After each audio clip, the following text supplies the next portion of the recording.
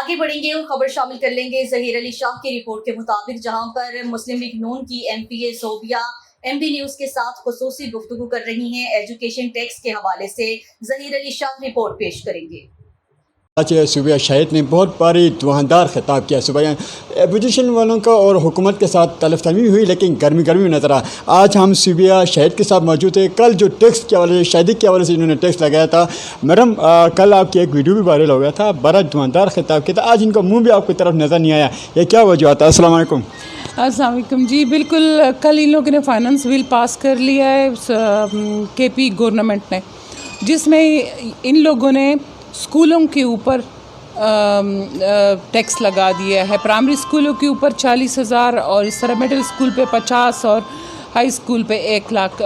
جو لوگ اپنے گھر، اپنی پراپرٹی اگر رینٹ پہ دے دیتے ہیں اسکولوں پہ، تو اس پہ یہ ٹیکس ہوگا۔ تو میں نے اس کو کل یہی بتایا کہ بچوں کے اگر کوئی پرائیویٹ اسکول ہیں، کوئی اپنے بچوں کو پرائیویٹ اسکولوں میں ڈال رہا ہے تو اس پہ ٹیکس نہ لگائے، کیونکہ صوبائی گورنمنٹ کے جو سرکاری اسکول ہے اس کے حالات 2013 ان لوگوں نے کہا ایمرجنسی ہوگی، لیکن وہ ان کی تعداد بڑھنے کے ساتھ ساتھ جو ہے وہ کم ہو گئی ہے۔ ان لوگوں نے اسکول بند کرا دیے ہیں، اور جیسے کہ یہ بھی میں نے 2-3 دن سے کہہ رہی ہوں کہ جو تیمرگرہ میں ان لوگوں نے جو میڈیکل کالج بنایا ہے اس میں گدھے باندھے ہوئے ہیں اور لوگ جو ہیں گھروں میں تنخواہیں لے رہے ہیں۔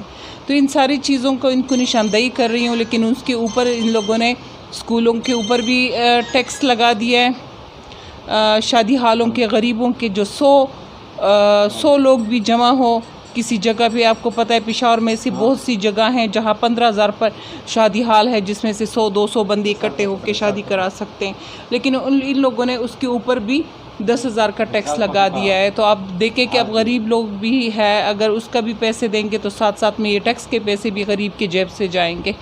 اور اس طرح ان لوگوں نے صحت کارڈ کے اوپر 10% کا ٹیکس لگا دیا ہے، اور میں ان کو کہہ رہی تھی کہ سگریٹ جو یہ لگژری آئٹم ہے، چسکے کے لیے ہے اور فن کے لیے ہے، تو اس پہ یہ آپ لوگ بڑھا دیں، لیکن اسکول اور شادی ہالوں پہ ٹیکس نہ لگائیں اور صحت کارڈ پہ ٹیکس نہ لگائیں۔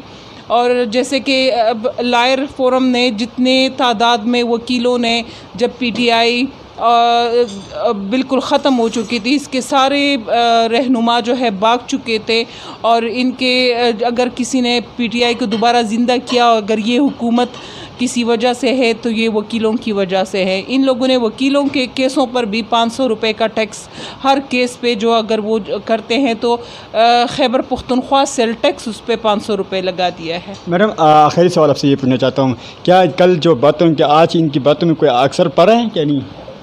بالکل اثر تو پڑا ہے، لیکن ان کا اگر یہ میں نے ان کو کل بھی بتایا، یہ بیوروکریسی کا بجٹ ہے، یہ آپ لوگوں کا عوامی بجٹ نہیں ہے، نہ ان کی کوئی مرضی ہے، اس میں ادھر سے آیا ہوا ہے، جس میں سے ان لوگوں نے کوئی چینجز نہیں کی، اور آج بھی یہی تھا۔ تو یہ کسی صورت میں اس میں نہ کمی کی، جو بجٹ پیش کیا ہے اس میں سارے ضلع نظر انداز کیے گئے ہیں۔ اگر پیسہ ہے وہ صرف ڈی خان میں گیا ہے، جس میں سے ان کے سارے ایم پی ایس کو جب میں نے دیر کی بات اٹھائی، دیر کے حقوق کی بات اٹھائی، تو ان لوگوں نے خود باقیوں کو بھی احساس ہوا کہ ان کی ضلعوں کو بھی کوئی پیسے نہیں دیے گئے، ان کے بھی پروجیکٹ جو ہے نظر انداز ہوئے ہیں، ان کو بھی کوئی نئے اسکیمز نہیں آئے، پرانے ان گوئنگ پروجیکٹ کو بالکل ختم کر دیا ہے، ڈراپ کر دیا ہے۔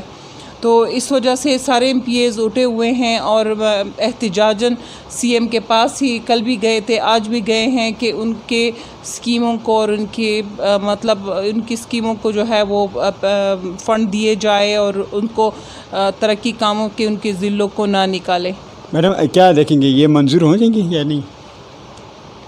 میرے خیال سے سارے ایم پی ایس کے ساتھ ہاتھ ہو گیا ہے۔ جتنا بھی ان کا بجٹ تھا 17 کروڑ کا، وہ گنڈا پور صاحب جو ہے ڈی خان لے کے چلا گیا۔